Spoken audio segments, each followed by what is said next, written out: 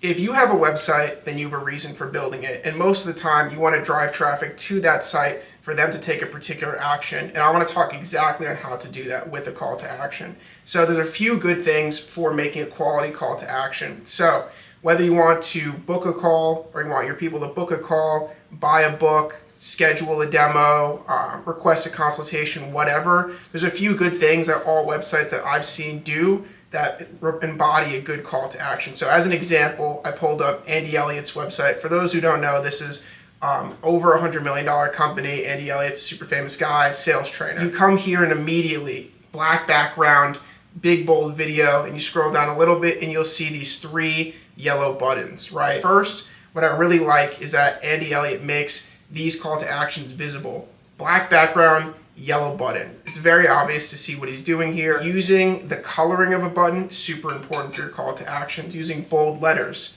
And the other thing is being concise. Have Andy reach out to you. It's pretty hard to mess that up. Super simple English. Invite Andy to speak at your event. Book Andy for a podcast. These are all 3 simple call to actions where if you did want to book Andy for a podcast, it'd be hard to mess that up. Now, another important thing to go over is the wording of your call to action. Now, a lot of people make this really complicated when it doesn't have to be. So, again, as I said, have Andy reach out to you. You could say something like take the next step or something a little more less obvious for this button, but I think it's super important that he kept it very basic and simple and concise. If you leave your call to actions ambiguous, it's going to be harder to drive traffic. There's a super famous quote where a confused mind doesn't buy. I think that's Russell Brunson. I don't really know. But still, the quote still stands in that you want to make sure that if you want the next step to be to them to speak with you, then if you say anything other than speak with me in those like sort of words, then you're going to be confusing your prospect and they're going to be less likely to make that decision. So make sure you're keeping it obvious. If you want them to request a quote, have that in there. Don't come with some fancy version because they'll get confused.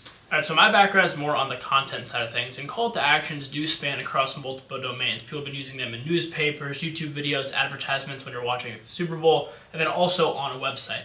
Another thing you want to keep in mind that Andy Elliott kind of examples for us here, or shows us here, is that he has multiple call to actions. You want to make sure that you know the main action you want people to take, because you've probably watched a million YouTube videos where someone goes like, comment, and subscribe. When someone asks you to do all 3 of those things and you don't already have one of those things in mind, you're most likely going to do none of them. So in this case, these are very specific, and these are already probably things people are coming to Andy wanting. You know, people already know him from his social media, from his YouTube, from his LinkedIn, and they're saying, hey, where can I book a podcast? It's very clear. But if you don't really know where to get started and you just kind of want to reach out to him in general, this might be a little bit overwhelming, but he does also use a very simple trick by making the have Andy reach out to you the most basic one the largest as well. Another important thing to go over is the amount of times you place your call to action on a website. Now, all too often, let's say the call to action is book a call.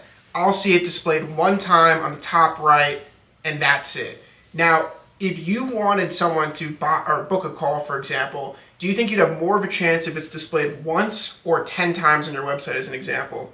Obviously, the 10 times. So, good places to put your call to action, super key. I would put it most of the time on the top right of your website, maybe even have it stick there, which we'll go over all that stuff another day, but I would have it maybe on the top right. People are used to clicking call to actions on the top right. It's very common, or at least in the middle when you first enter your header of the website. Also, as you scroll, a lot of people, you see here, download now, get it free. They'll have it in the sections as you go.